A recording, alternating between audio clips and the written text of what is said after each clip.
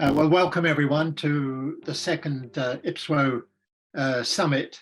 The idea of these summits is to consider topics of global relevance to people with Prader-Willi syndrome and their families. And this is, to say, the second one. Some of these topics that we will choose, I think, over the years are potentially contentious.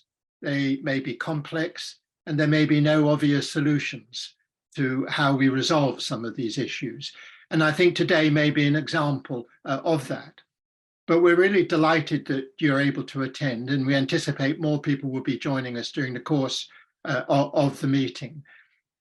Marguerite and I are going to jointly chair this, but just by way of introduction, I think it's important to say that there's been a change over the world and in many countries across the world where people with particular disabilities are encouraged and hopefully supported to lead more independent lives, to make their own choices, and to be socially included and to be very much part of society. Now, how much that's been achieved will vary very much from country to country and even within countries. But it has been recognized as a goal by many countries who have signed up to the United Nations Convention on the Rights of People with Disabilities. And I just checked, and I think now 196 countries have signed the UNCRPD. Interestingly, one country that I think hasn't is the United States.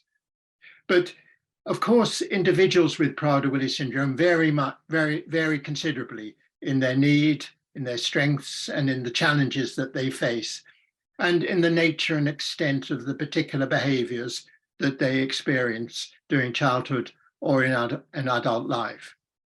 And of course, many of these problems, that it's possible that with the right help early in life, that some of them can be reduced in their severity and in their frequency. And of course, that is ideal. But we must recognize that there are certain behaviors that do occur and particularly affect people with Prader-Willi syndrome. And there is a tension between this wish to try and encourage and support people to lead more independent lives on the one hand, and how you prevent people perhaps coming to harm and being at risk on the other. For people with Prader-Willi syndrome, the obvious example here is the hyperphagia, the overeating, that if left unchecked can lead to severe and life-threatening obesity.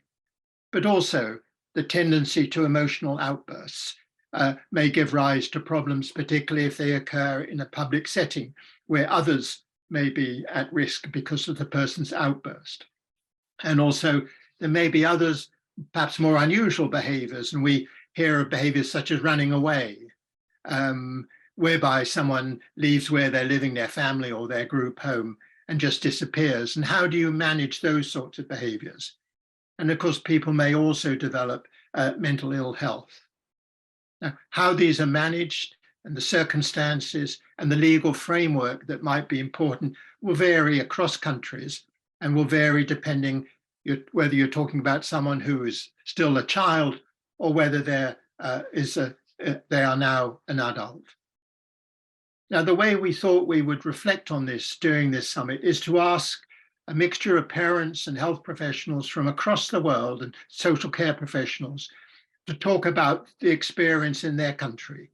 And we set a number of questions, and I know those of you who have kindly offered to give presentations will address some or all of those particular questions.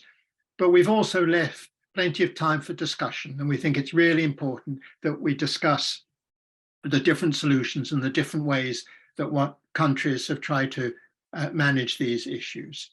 So I'll now hand over to Marguerite, who's going to introduce the speakers.